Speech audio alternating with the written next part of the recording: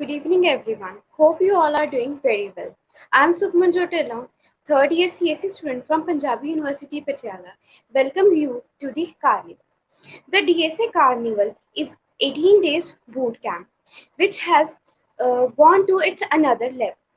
The today's topic is stacks and the queues, which is going to be covered up by Mr. Mayank Chaudhary, the technical intern at Geeks for Geeks and the finalist of Code Gladiators. So, the after the informative session is conducted, there will be a quiz session at the PrepBytes platform. For the link of the quiz, you need to keep a check on the description box. The winner will get the t-shirt from the PrepBytes. So, without wasting much time, we should invite our today's mentor, Mr. Mayank Chaudhary, for the information on the topic stacks and the queues. Welcome, sir. Thank you, Sukhman. Thank you, Sukhman, for the introduction. And I hope everyone is safe and doing good in this time.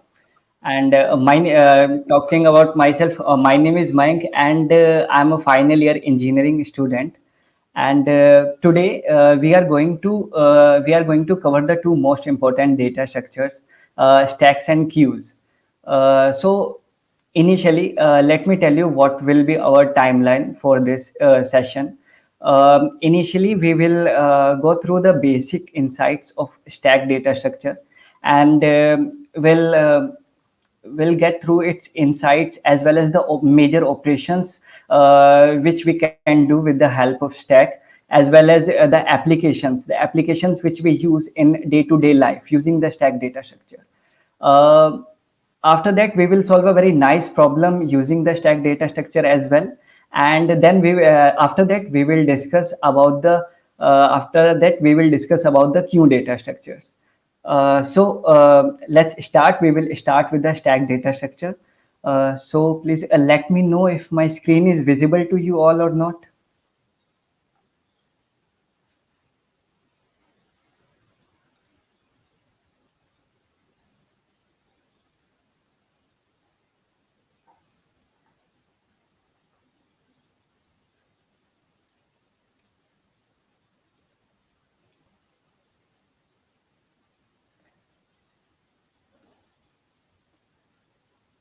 Just confirm anyone that is my screen visible to you all or not.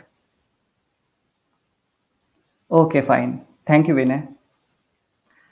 Uh, okay, okay. Guys, we will be starting with the stack data structure. So, talking about the stack data structure, uh, let's start first with its professional definition, and then we will go through its insights. So, talking about the stack, so stack is a kind of list, or you can also say that it is a kind of array with the restriction that it can insert and delete the elements from one end only. Let me show you with the diagram.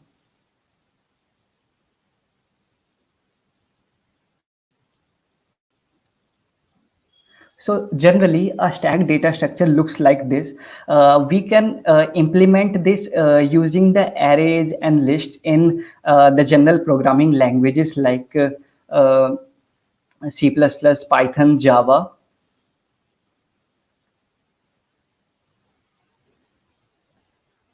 Okay, I think it must be visible to you all now.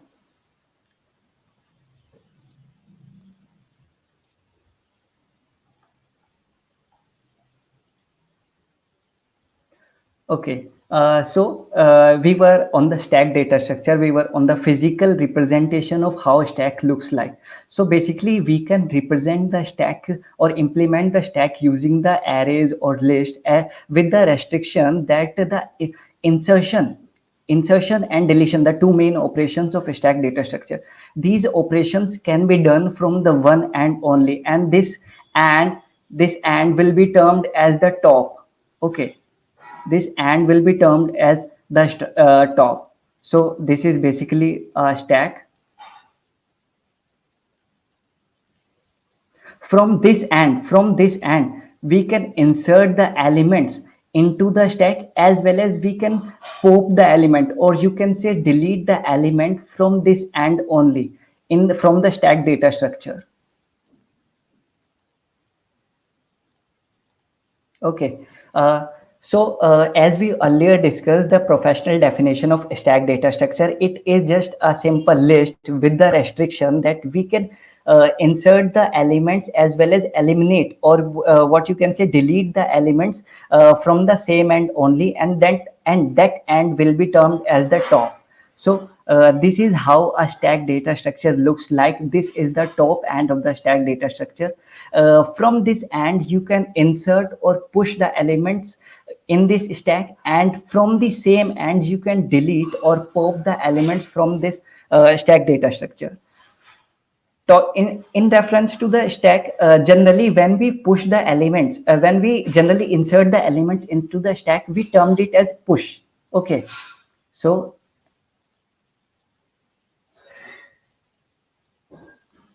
suppose if I want to insert the element X into this stack data structure, I will term it like I will push the element X into the stack. So when I will perform this operation push X over this stack, then this X will go inside the stack. Okay. When again, if I perform a push function over the Y, let me write it. So if I write push over a push function with the argument of y, I will push or insert the element y inside the stack, and y will be at the top. Okay. So it is till now it is clear that when we want to insert an element into the stack data structure, we will term it as a push, and we will put an argument inside the push function like this. How we put the argument x? If we want to push some element inside the stack, then we will put that element inside the argument, and that element will be inserted and will be represented at the top of the stack. Okay, so this was all about the insertion. Now let's talk about the deletion of an element from the stack data structure. Okay, so basically in the stack, as we termed the insertion of an element, the push function, similarly we termed the deletion of an element from the stack data structure as pop. Okay, pop function. And the one important thing about this pop data structure is that it doesn't take any argument. It just deletes the topmost element of the stack data structure. We can't delete the elements with our choice in the stack data structure. Okay, we can only delete the element which is present at the very top of the stack data structure. Okay, so if suppose my current stage of stack is this, at the very bottom x is present and at the top y is present, and if I start the pop function over it, then what it will do is it will remove the y from the stack data structure. Basically the element which will be present at the top will be removed first. Okay. So that's why this is the pop function, and it doesn't take any argument because we can't delete the elements from our own choice. It is mandatory that we can delete only the topmost element which is present in the stack. Okay, and that's how we perform the deletion in the that's how we perform the deletion in the stack data structure. And one more important thing I have to discuss, that when the stack is empty, okay, initially when the stack is empty and I push the element x inside the stack, then it will go at the top of the stack because it was empty earlier. But if my stack is empty at the initial position and I perform the pop function, what it does is, because pop function only deletes the topmost element, but with one edge case. If the stack is already empty, see, this stack is already empty, there is nothing present in this stack. So what it will do is, it will return -1 or something null. It depends upon your language, but it will return something like -1. That it represents that your stack is already empty. I can't delete anything from the stack. Okay, so this was All about the push function and pop function, basically the insertion and deletion of the elements from the stack data structure. There are two more functions we can discuss with the stack data structure.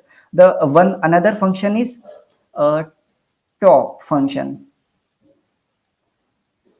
and in some other languages it is also known as peak function.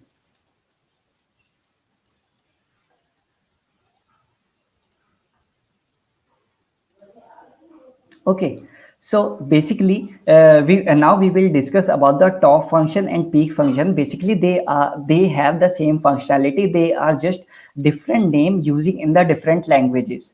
Okay, so what it does is, again, top function doesn't take any argument, or peak function doesn't take any argument. It just returns the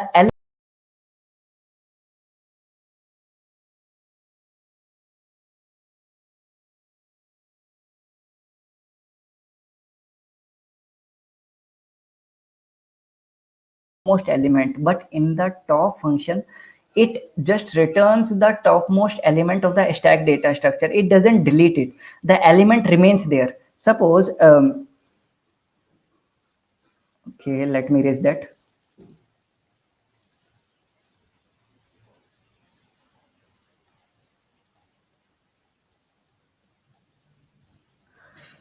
Okay, suppose the current stage of stack looks like this. We pushed first we pushed the x inside the stack, and then we pushed the y inside the stack. Then what will happen is, if I perform the top function over it, it will return y. It will return y to me, but the state of the stack will remain same. It doesn't delete it. It will neither delete y. It will not delete the x. Okay, so it will just return the y. And one another edge case in this function is very similar to pop function. What happens if my stack is empty? What happens if my stack is empty? So similar to very similar to pop function, as in the pop function it returns -1 if the stack is empty. That represents that your stack is empty and we can't delete any element from the stack. Similarly, top function, when we use the top function over the empty stack, then it again it will return -1, which basically tell us that your stack is already empty. There is nothing, there is no element present it, so we can't return anything from this. Okay, so this was all about the top function, or you can say the peak function. Now we have discussed the push function, we have discussed the pop function, and we have discussed the top function. Now one more function we can discuss about is empty.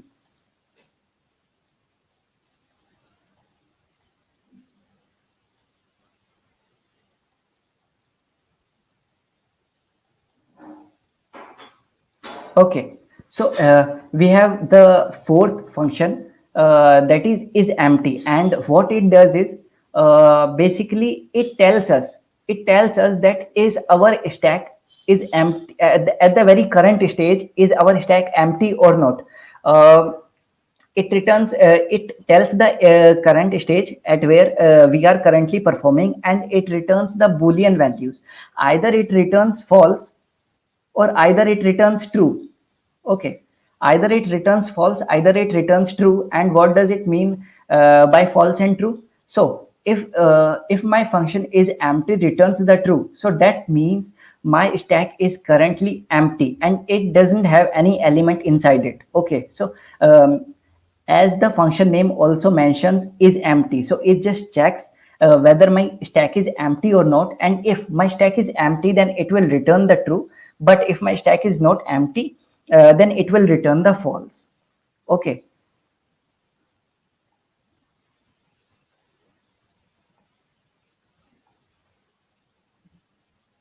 okay. This was all about the major four functions which we use over the stack data structure. Till now, we have discussed about the professional definition of stack data structure and its physical representation, also how it looks like. We also discussed the four important functions, or what you can say the operations which can be performed over the stack data structure.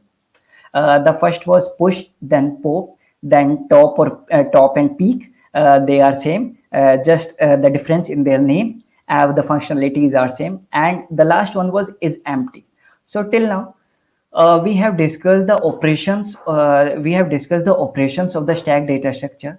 Now let's look. Now let's look at some uh, practical usages of stack data structures where we can use it in day-to-day life, or where we are using it and we don't know how we are using it.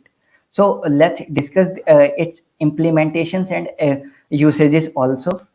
So can you guys tell some day-to-day life applications of day-to-day life real life applications of stack data structure?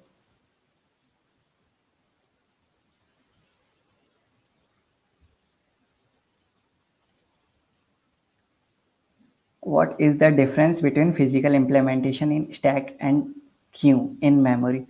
Okay, we will discuss this question shortly, but just let first discuss the stack and queue, and then we will take this question surely at the last, so that everyone should have the idea of how stack and queue looks like.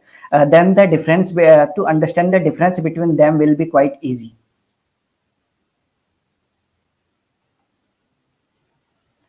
Game stack, okay. Books in order, okay. Call history. Yeah, this is some technical implementation of stack data structure. Quite nice.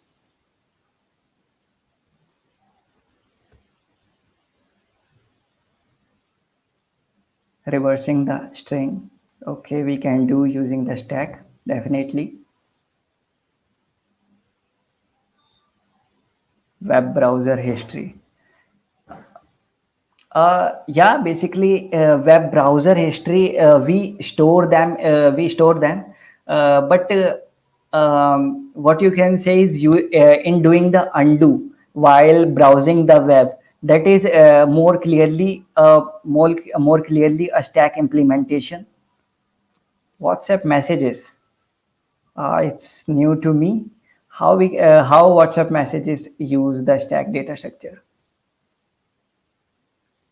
OSIO, yeah, operating, and definitely operating system. Our operating system uses the stack data structure, the recursive calls. Yeah, files in download. Okay,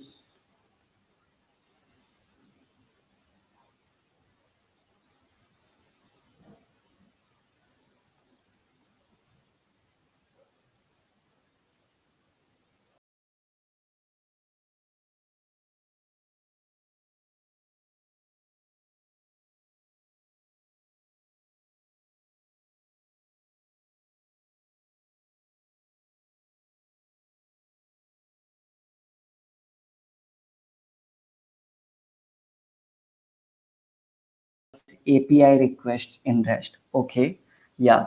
So yeah, backtracking problems, definitely. We have a lot of applications in the day-to-day life, as well as in the technical things, like the function calls. Each and every function call uses the stack data structure to call their nested functions. Recursion uses the stack data structure to be implemented well. Okay. um, we have the undo operation, which we look in the editors, which we look in the browsers while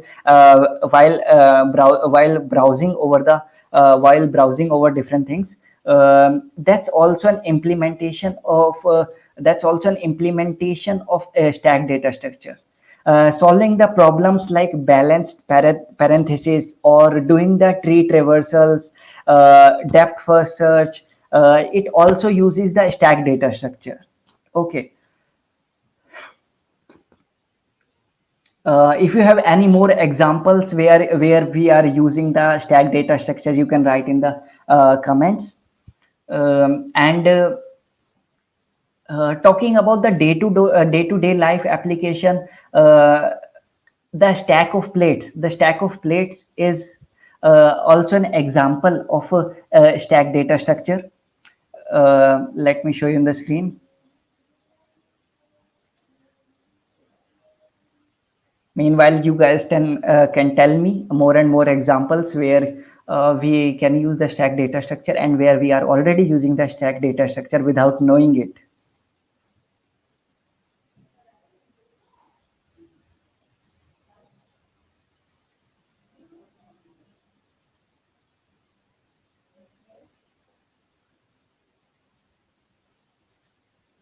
Okay, the stacks of plates looks like this.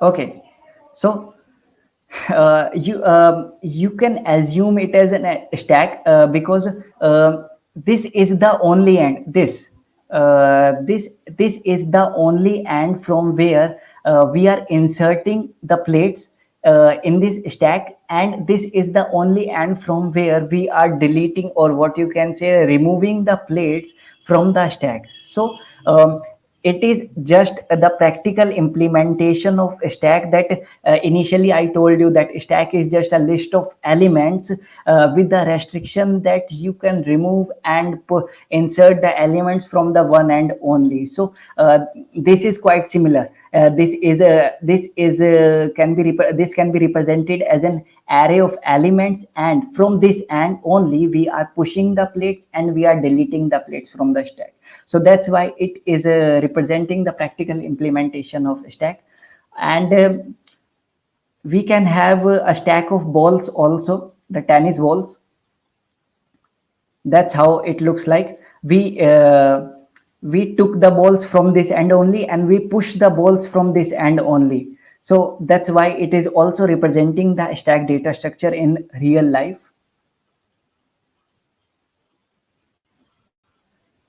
For solving equations is jump instructions using stack. Kind of stack structure. Okay, nice. For putting and taking item in top open box, we use stack. Yeah, deck of cards. Sure. Yeah, that's why I was saying that stack is one of the most important data structure that we uses a lot in our day-to-day life without knowing about it. Uh, that's why it is very important to know about the stack data structure, its implementations, its operations, how it performs the operations in constant time. One more important thing is the all the four operations we discussed: the push operation, the pop operation, top operation, and the is empty operation. All the four operations will be performed in the constant time. That is big O of one time complexity. Okay, so it doesn't use the high complexity like big of n or n square. All these four operations will be performed in big O one only. So that's its huge advantage while solving some problem, and it helps us to solve some complex problems in a very efficient time complexity by just increasing some space complexity so that we can create a stack for the problem. Okay. One more thing we missed is that I just remember is the stack. Stack works on LIFO method, last in first out. Okay, LIFO method, last in first out. So what does it properly mean that last in first out? So let me show you it clearly with the diagram. So we already know that the elements will be inserted from this end as well as will be deleted from this end only. So if I first insert X here, see, X will be inserted here. Now if I insert Y here, Y will be at the top now. And after that, I push Z inside the stack. Okay. So now Z is inside the stack and present at the top. And when I start applying the pop operation over this stack, what will happen is the first element that will be popped will be Z only. Okay. So this is how it is LIFO, last in first out. So the element which arrived at the very last, okay, the Z arrived at the very last, but it will be popped out at the very first. Okay, so that's why it is LIFO, last in first out. The element that will be arrived at the very last will be popped out at the very first. So Z arrived at the very last, but it will be popped very first. Then Y will be popped, and then X will be popped. So the value X pushed inside the stack at the very first, but it got popped out at the very last. So that's the one more important property LIFO, which makes the stack data structure different from the queue data structure, because the queue data structure works on the FIFO methodology, and we will definitely discuss it while we will be discussing the queue operations.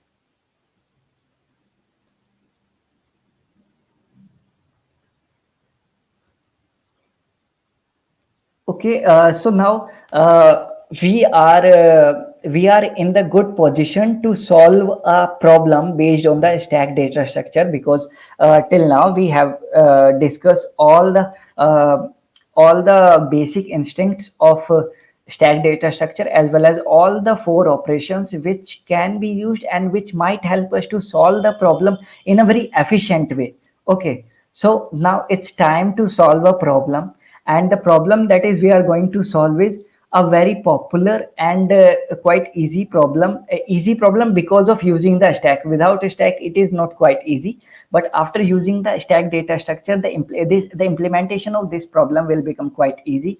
We will be solving this problem, and meanwhile, you guys can tell the methodologies of how can we solve this problem in the comment box.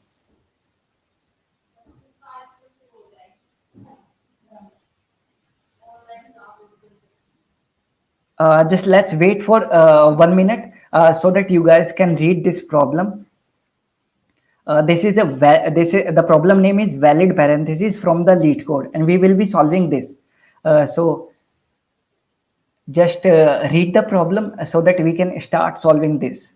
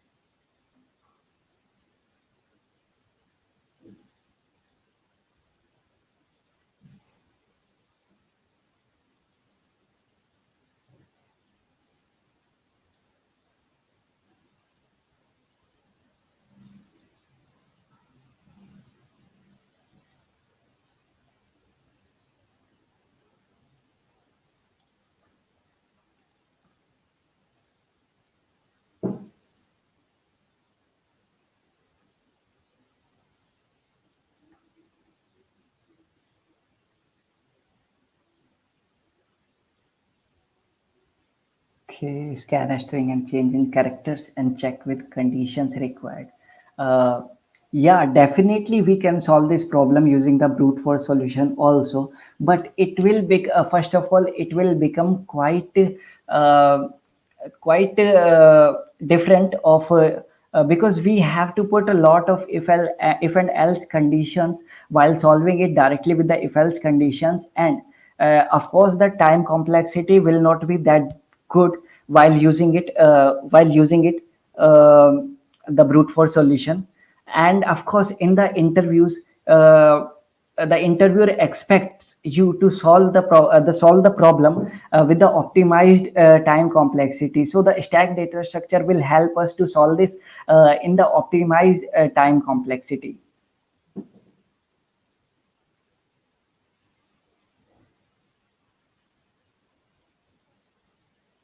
Isolate by using maps by making keys of every bracket either close or open, then in the whole string by putting loads of.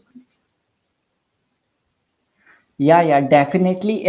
We can solve a problem by different methodologies, definitely. But here we are going to solve this problem using the stack data structure because we already just studied that data structure and will by using this problem, I will tell you how we can use the stack data structure to solve some problems.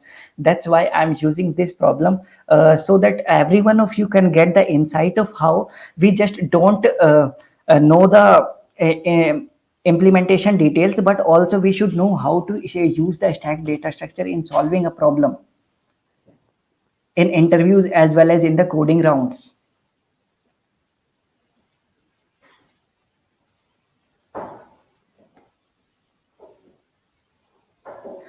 Using the stack, you don't have to go and put a lot of if and else conditions while solving this problem. So stack will make your life easier while solving this problem. Yeah. So I guess I hope every one of you have read the problem till now. So now let me read the problem once and let's discuss its problem statement and sample inputs, and then we'll try to code this problem also with the help of you guys. Okay. So the problem name is valid parenthesis, and in the problem statement it states that we have been given a string s which just contains the characters these brackets only, the left parenthesis, right parenthesis, the left curly braces and the right curly brace, and the left square bracket and the right square bracket, and we have to determine if the input string is valid or not. Okay, so they just give us a string and it contains these following characters only, and we have to determine, our task is to determine if the given input string is valid or not. So they also give a definition. What input string, what a valid string looks like. Okay, so and according to them, an input string is valid if the open brackets must be closed by the same type of brackets, okay, and open brackets must be closed in the correct order. So these are the two conditions that they state for having a string to be valid. So let's look at the first condition. Open brackets must be closed by the same type of brackets. Okay. So if uh, my string is something looks like this is a simple left parenthesis, and this is right square bracket. Okay, so here we have a left parent where we have a left bracket, and here we have a right bracket. So it might look like that this is a valid string, but no, this is not a valid string because this left parenthesis doesn't have any corresponding right parenthesis. Okay, and this right square bracket doesn't have any corresponding left square bracket. So that's why it is obviously they mentioned that open brackets must be closed by the same type of brackets. Okay, if we have a left parenthesis, then we should have a right parenthesis also. If we have a right curly braces in our string, then there should be a right corresponding curly braces also in the string. And the second condition is open brackets must be closed in the correct order. Okay, so it might happen that if the input string looks like this. Okay, so this is right parenthesis and this is left parenthesis. Or so in this string we have a left parenthesis as well as right parenthesis, but their ordering is not same. They should be like this. Uh, in this way we can say that they are valid, but not this way because uh, for each right parenthesis there should exist a left parenthesis before it. Okay, before it. Okay, so it is not a valid string because in this case for this right parenthesis there exists no left parenthesis before it. That's why it is not a valid it is not a valid string. So these were the two conditions which they mentioned for having a string to be valid. Now let's look at some examples for having a clear understanding of the problem, and then we will try to solve this problem. So in the example one, this is simply the left parenthesis and the right parenthesis. So definitely it follows the both the conditions, because the open brackets is closed by the same type of brackets. Yeah. And the second thing, open bracket must be closed in the correct order. Yeah. This condition is also followed. So that's why we can state that this input string is a valid string. And that's why we can return the true from here. So basically, at the end, we just have to return a boolean value, either true or false. If the given input string is valid, then we have to return the true. Else, we have to return the false. Okay. So now let's look at the second example. In the second example, also for this left parenthesis, we have the right parenthesis. For this left for this left square bracket, we have the right square bracket, and for this left curly brace, we have the right curly brace. So that's why we are also returning the true from this example, this input string also. Now let's look at the example number 3, which is, we first of all we have the left parenthesis, and then we have the right square bracket. So the conditions are not matched for the valid string to be a valid string. That's why we will return a false from here. Let's look at the example number 4. uh, in this example initially, first of all, we have a left parenthesis. After that we have a left After that we have a left square bracket. Then we have a right parenthesis and right square brackets. So why this is returning false? After all it is having the brackets of same type also. So let's look here. The given string is something like this. Okay. So basically the first condition is matched by this string, but the second condition is not matched. That is, the order is not valid, because if we have if initially at the very first character we have the open parenthesis, and at the second character we have the left square bracket, then for here we should have the right square bracket also, because otherwise if we have the right parenthesis here, then it cannot close this bracket. Okay, this right parenthesis, the parenthesis here, the square bracket here, this should be able to close the the recent opened bracket. Okay, this closed bracket should be able to close the recently opened bracket. And because in the problem we have been given a right parenthesis here, and here it is a left open square bracket, so they are not matched and the order is not same. So that's why we can't close them. That's why we will return a false from this, because this input string is not valid and it is not following the second condition that is asked in the problem.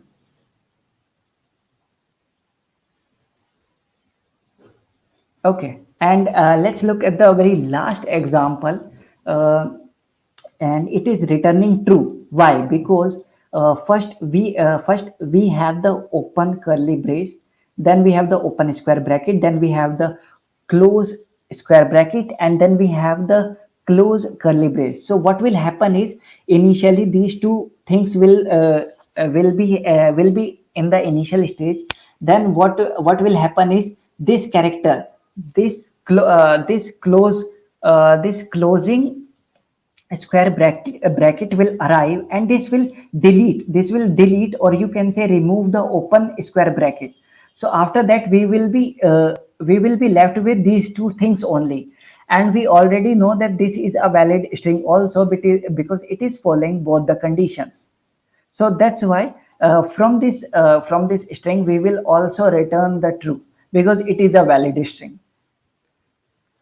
I guess you guys must be clear with the problem statement as well as the examples we discussed. If you have any problem, you can ask in the comment box. And now we can start with the code part of this problem.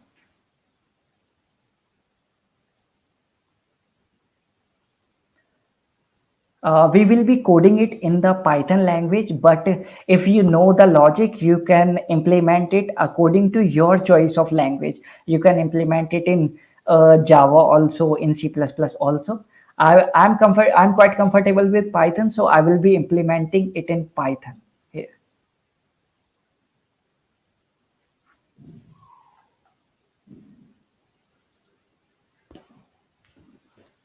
So let's start with the implementation part.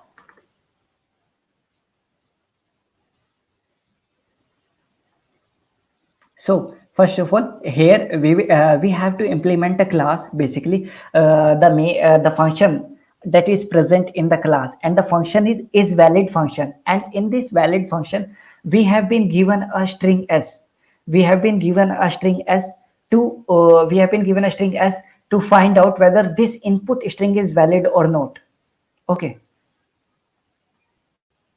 So I know I definitely will start solving it. So, can you guys help me? How can I start solving it, or from where I should start solving it?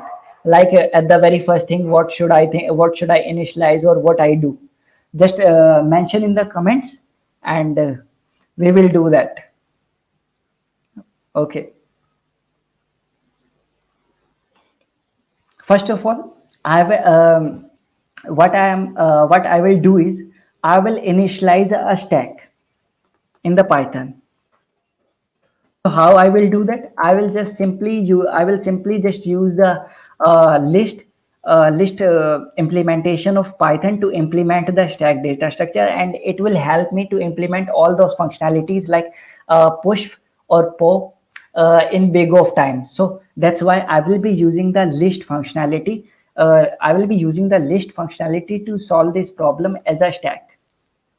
Okay, so first of all, I initialize the stack data structure. Then what should I do? First of all, I will create a dictionary, or what you can say the hash map in different languages.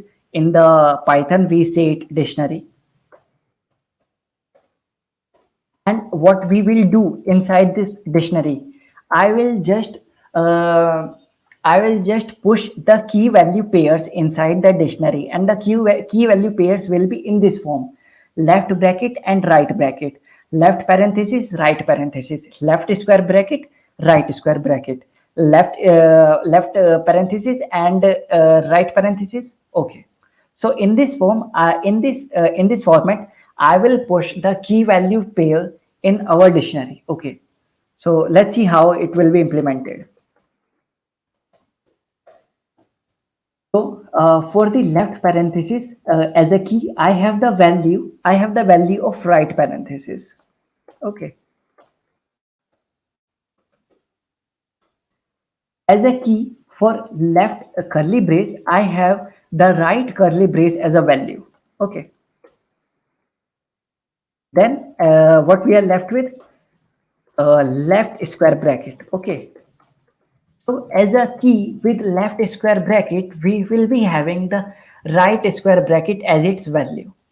And this dictionary will help us to find me at which type of parenthesis I'm looking for in the string. Okay. Now, what we will do? We will start iterating over our string. How I will do? For char, basically char is character, for character in S. Okay. So before now implementing the for loop, I want to show you something. of how I will be implementing the for loop part, so that it might be helpful for all of you if you are implementing in different languages. Okay, let's see the example of this. Suppose I have been given this string.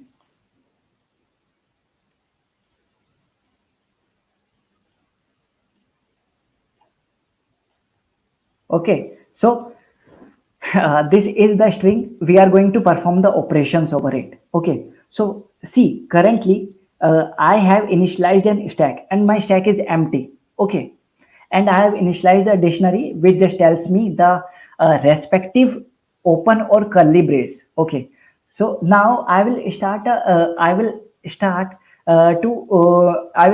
for loop over this string, so that I can go through this string. I can go through the each character of this string. At the beginning, I'm at this position. Okay, I'm at the very beginning of the for loop, I'm at this position. And what it represents is, it represents a left, or what you can say, the open square bracket. Okay, so what will happen if I get a left bracket of any type? Okay, what will happen? I will I will push that element inside my stack. Okay, I will push that element inside my stack. So at the very initial position, I got this left bracket. I will push this inside this my stack. Okay, now I will move to the next position. Again, the next position has the left curly brace, and again it is an open curly brace. And what I mentioned earlier, that if I got the left or open parenthesis, I will just push it. I will just push it inside my stack. Okay. So again, I will push it inside my stack. So now my stack looks like this. It has at the very top, it has the open curly brace, and at the very bottom, it has a open square bracket. Okay. Now we are at the third index, and now we got this. We got this. What is this? This is the right, or what we can say, the close curly brace. Okay. Now here is the thing we have to see. We have if any time we got any close bracket, what we have to do is we have to check, is my stack empty or not. First of all, we will check, is my stack empty or not. I see my stack is not empty, it is already having two elements. Okay, so what will happen is, now I will compare the topmost element. I will compare the topmost element with this current element. Okay, so what I find out, that these brackets are of the same type. Okay, so what will happen is, I will not push this element into the stack either, but what I will do is, I will pop this element also from the stack. Okay, why I pop this element from the stack? Because first of all, my stack was not empty, and the topmost element of the stack was the same type of bracket that is I'm currently on. And this is the condition when I have faced a close bracket, or what you can say, the uh, right bracket. Okay, so when I was at this position, I looked at the stack. Stack was not empty. It was already having the two elements. So that's why I checked the topmost element with the current element. I find out that they are of the same type, and that's why I delete, or what you can say, pop the element. Okay, so let me erase this.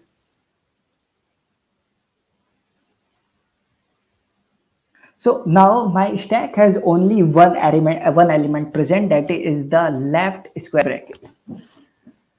Now let's go at the next position. So it is the left parenthesis. And what I mentioned earlier is, if if I face the left parenthesis anytime while iterating over the string, what I will do is, I will just push the element inside the stack. Okay. So I just push the element inside the stack. Now again, my stack has two elements, the open left parenthesis at the very top, and the open square bracket at the very bottom. Okay. Now let's iterate to the next position. Now I'm at at this position. So this position has the closed, or what you can say, the right parenthesis. Now, as I earlier mentioned, now I will see two conditions. Is my stack empty? No, my stack is not empty. So I will try to find out what the element is present at the very top. So the element which present at the very top is of the similar kind of what I am at the same time. Okay, so what will happen again is, I will not push this element either, but I will pop this element also. I will pop this element also from the stack. Okay. So now again, let me raise this. So now we are at this position, at the very last position of the string, and we are left with only one element present in our stack, and that is the left or open square bracket. And now we are at the right square bracket. Again, I told you earlier that whenever we will get the right bracket, then what we will do is we will check, is my stack empty or not. Yes, my stack is not empty, so I will compare the topmost element from the current element, and I find out that yeah, both the elements are of similar type. So what I can do is I can remove this element. I don't have to push this element either, but I will also remove this element. Okay. Now after this, I am done with iterating the string, and my stack is also empty. So finally, after doing all the iterations, I will check, is my stack is empty or not. If my stack is empty, then the string given to us is definitely valid, because it is following both the conditions. It has the same type of brackets as well as in the order.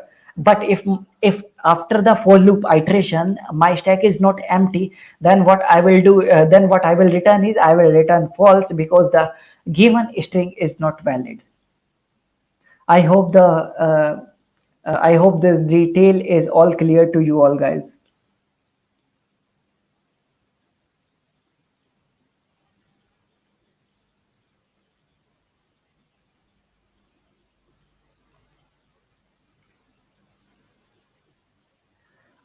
Yeah, definitely. We have different ways to implement this. We can implement in any way we can want. We just have to use the stack data structure to solve the problem, so that we can solve this problem efficiently without having the time complexity of big of n square or m cube.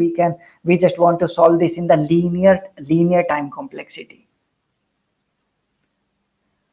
So let's resume the coding again. So we were at the point where we started the iteration. Okay. So what what initial condition did I mention is, if my char, which represents the current character. Okay. If my char in D, basically the dictionary. So basically, if my char is left parenthesis or left curly brace or left square bracket, what I will do is, I will I will put this character inside my stack. Basically, push my character inside the stack. So how I will do that? I will just append the character in the stack. Okay. So now this was the condition. This was the condition for all the open curly braces, open square bracket, and open parenthesis. Now we have to write the condition. We have to write the condition for the close parenthesis. Okay. So what I mentioned while telling you the approach is that, first of all, we will check if my stack is empty or not. Okay. So if my stack, I will just find out its length. If my length of stack is greater than 0, that means it is not empty. Okay. If my length of stack is 0, and uh, length of stack is 0, and we will find the topmost element. How we will find the topmost element? By accessing the very last index of this stack, because see, okay, my stack is I initialize the stack looks like this. How I will append this? I will append one here, two here, two here. So the topmost index will be represented by the last index of this list. So that's why I will be accessing the last index if I want to access the topmost element of the stack. So if my length of stack is greater than 0 and stack of -1, that is, it is representing the last index. Basically in the Python, using this I can access the last element of the list. Okay, so I will compare stack of -1 by putting first it into the dictionary, because it will be some kind of left parenthesis. So I will check uh, if the left parenthesis is similar to the right parenthesis, char basically. So if my length of stack is greater than 0 and the current element is the matched with the left element present at the top, then what I will do is I will just I will just pop the element. I will pop the top element from the stack, and I will not push anything inside the stack. Okay, so that will be stack dot pop. Okay, now I have to write the else condition. Okay, what happens if my stack is not empty? Okay, see, uh, what happens if my string is looks like this? So my initial character is this. I will see if the stack is empty or not. Yeah, the stack is empty. So I will push this element inside the stack, because I can't compare this element with anyone, so that I can remove it. Okay, so I will just push it. So I will append basically in the Python stack dot append, and what we will append the char. Okay, and at the very end, what we will do is we will check if the length of stack is 0. If the stack is empty, then I will return true. Okay, that means the string is valid and all the characters got matched and got popped from the stack. But if the length of stack is not 0, that means there are some invalid characters, or the characters that are not at the correct position present in the string, and that's why we have to return the false. Okay,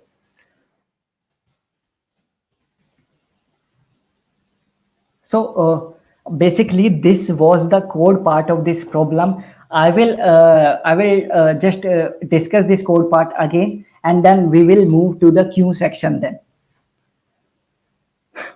So basically in the problem we will be given a string s, and what happened is then we initialized a stack, and basically it was empty at the very beginning.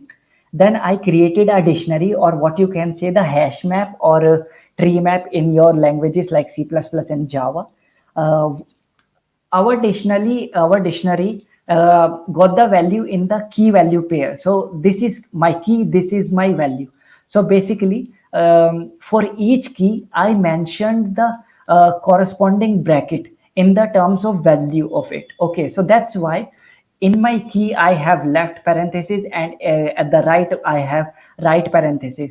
In the key part we have the left curly braces, and in the value part we have the right curly braces. In the key part here we have the left square bracket, whereas in the right part we have the corresponding right square bracket. Okay, then what happened is I started iterating over this string. So what happens is I check if my current character is the left bracket of any type, then what I will do is I will just push this element inside the stack. Okay, and what happens is if my current character is of the right side of any type, what will happen is first of all I will check if my current stack is empty or not. If it is not empty, then I will try to compare the top element or the current element with the element that is present at the top of the stack by doing this. And if it matches, then I will pop the element.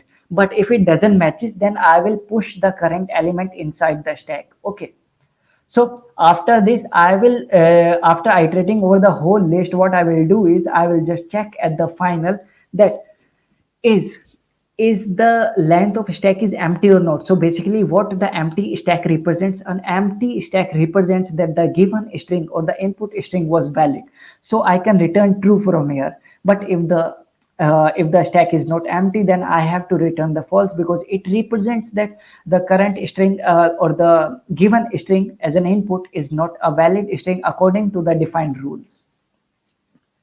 Okay, so I hope the approach and the code part is very clear to all of you guys. If you have any problem, you can ask in the comment section.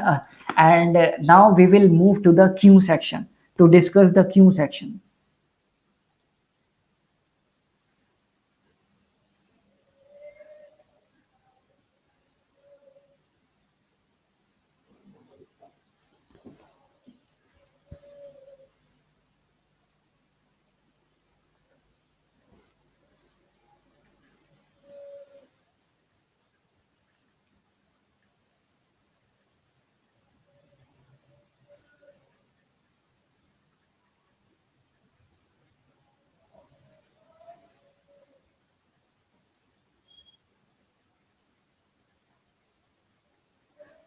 And one more tip for you guys: if you are in interview, just don't focus on the coding part.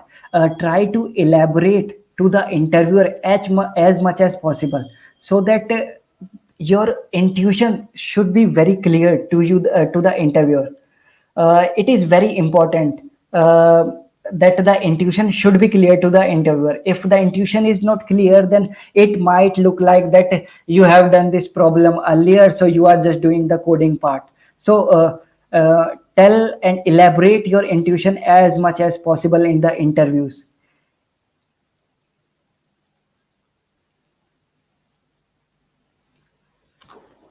uh, Now let's jump to the queue section. So queue is also a very important data structure as the stack. As the stack is very much used in our day-to-day life as well as in the technologies. Queue is also one of the most important data structure that we uses in the day-to-day life.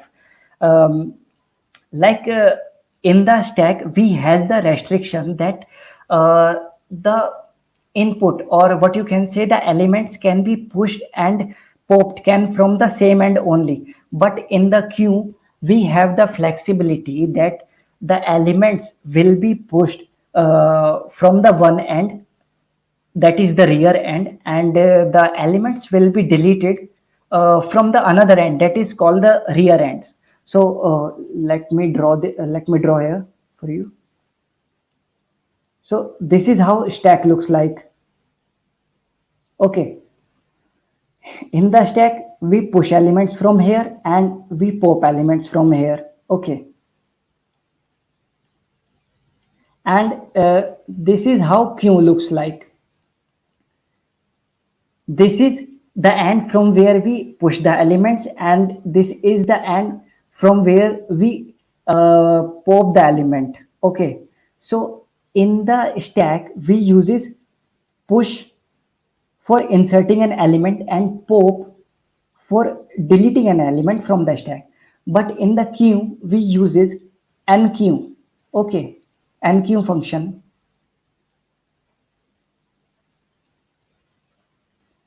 Enqueue function for pushing the element inside the stack, and dequeue function for popping the element from the queue. Sorry.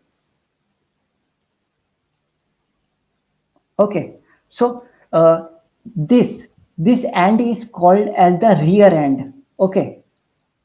This end is called the rear end of the queue, and this is the end from where we push the element, or what you can say, the enqueue the element inside the stack, inside the queue. And this end is called as the front end. Okay.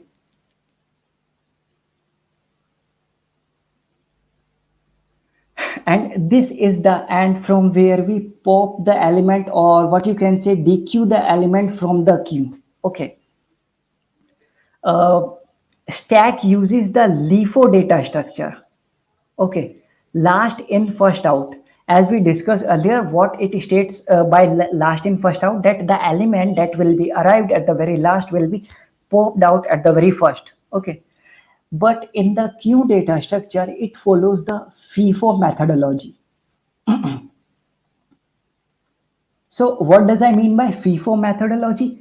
FIFO methodology means first in, first out. Suppose I enqueue the element X inside the queue, then I enqueue Y, then I enqueue Z. Okay. So the element that will be dequeued first, or what you can say the popped first from the queue, will be this X. Okay. So this X will be removed first, then this Y, then this Z.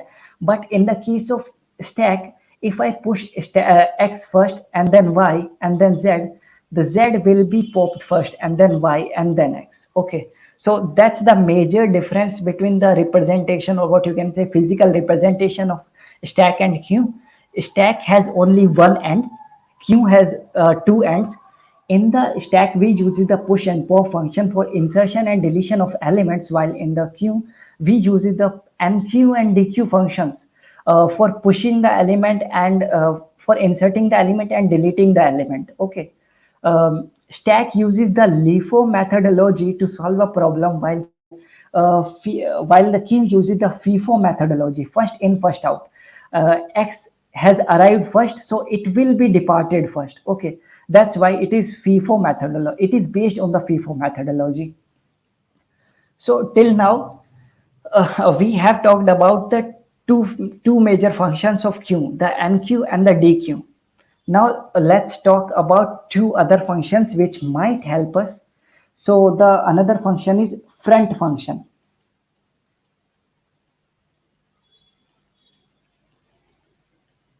And one more important thing, that enqueue takes an argument like X, so it can push that element, while dequeue don't take any argument because it will just dequeue the element which is present at the front. But if the queue is empty, then it will simply return -1 to represent that your queue is already empty, so we can't delete any element from it. Okay. So similarly, there is another function named as front function. So what it does is, front function returns the element which is present at the front end. Basically, the element that is very most closest to the front end. So in this case, X is present very near to the front end. That's why it will return X only. And one more important thing, it will not delete the element. It will just return the element. So the structure will remain the same of the queue. It will not delete any element out of it. Okay. And it also doesn't take any argument, as well as if our queue is empty, it will return -1. If our queue is empty, it just represents that your queue is already empty, and you don't have any element, so you can't return anything. Okay. So this was about the front function, and then let's discuss the is empty function. That was also we discussed in the stack data structure.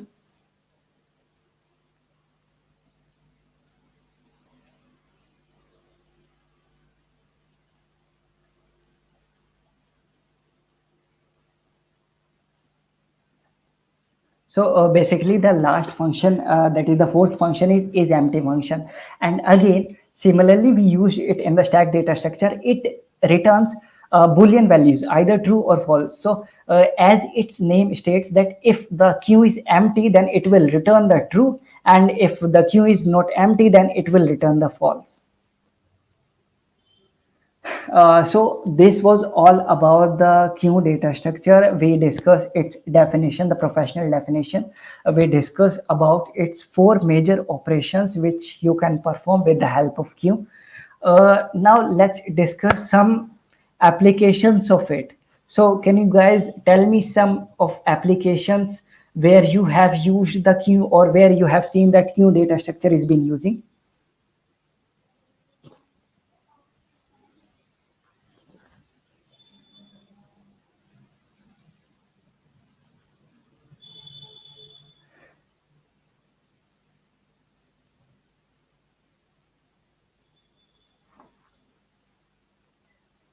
Any examples you can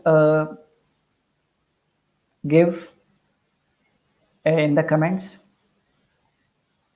where we can use the queue data structure? Mall counter, movie counter. Yeah, definitely. In the queues, they basically they are using the queue data structure. The one who arrives first will get the movie ticket first. Music player playlist. Yeah, priority queue task scheduling. Definitely.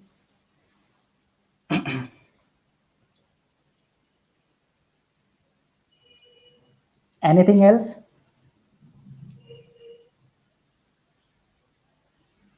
In operating system to maintain process. Yeah, basically in the operating system our stack is used as well as the queue is used.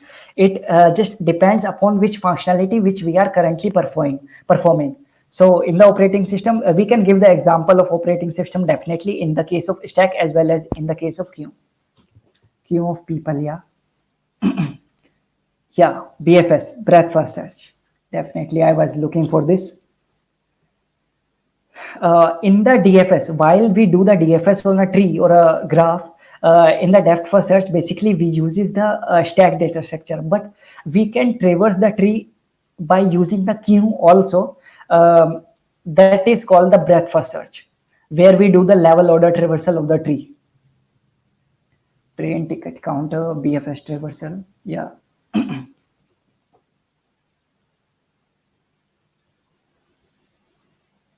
FCFS scheduling algorithm, first come first serve. Yeah, that's basically an operating system algorithm that our operating system uses to solve the problems which happens inside our system, or solve the or just they schedules the things like this thing will be done in this way, or this thing will be done in this order. So they just schedules. That's totally operating system what it do. Anything else?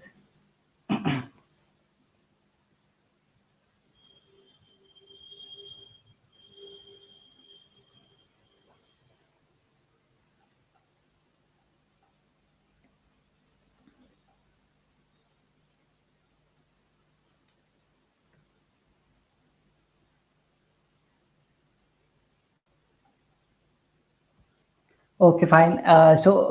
Yeah, these were the same examples that I was looking for to discuss with you. The most important were in the practical life is the queue of people and the movie counter. Basically, I as I stated that the person who will arrive first will get the tickets first. So here we uses the FIFO methodology, first in, first out, first in, first out. In the operating system, we uses the queue data structure. In the music player, definitely train ticket counter. One of the most important is BFS traversal, the breadth first search traversal. When we want to do the when we want to do the level order traversal of a tree, we use the queue data structure. But when we want to do the depth first search traversal, we use the stack data structure. Flow of water in hose pipe. Yeah, definitely. Definitely we can have a lot of examples in the technical field as well as in the real life of both stack as well as the queue data structure. These are the two data structures which are most often used in the day-to-day life as compared to the other data structures. So I guess till now we what we have discussed from the starting is we discuss about the stack data structure, then we discuss about its operations, we talked about its applications, and then we solved a nice problem of valid parenthesis using the stack data structure. And finally we discuss about the queue data structure, also about its operations and about its applications. So I hope that all these things should be clear to you all guys, and this is from my end. If you have any queries in this you can ask, otherwise we can end this session.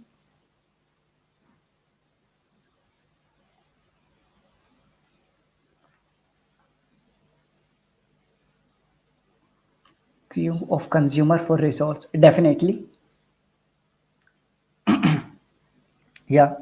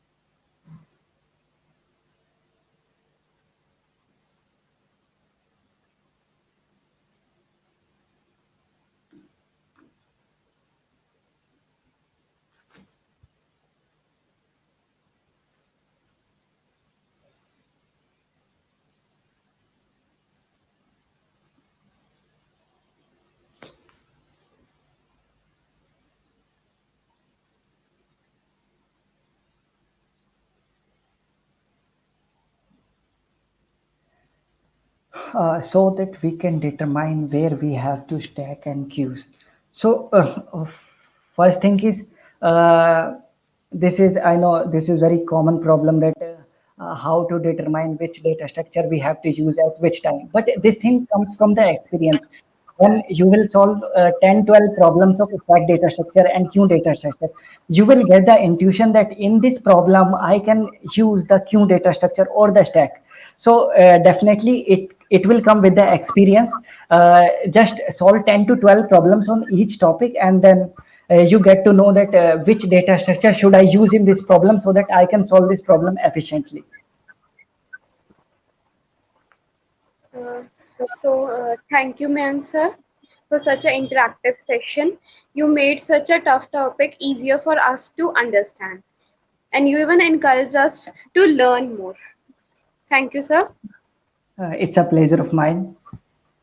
Welcome. And Thank you. yes, sir. And thanks the audience for being such a patient listener. The yesterday's winner is Akshita Sharma. So keep a check on the description box for the link of today's quiz. You could be the next winner. The winner will get the t-shirt from the Prep Bites, and the quiz is conducted on the Prep Bites platform. So be ready. Keep a check on description box. And one more thing, guys, I want to announce one of my fellow's mother is currently infected due to the COVID virus and is getting treated in the Yashoda Hospital, Hyderabad. She is facing some financial issues. So it would be great if you guys can donate more or less and support us to save her life. The link to donate is given in the live chat as well as in the description box. So please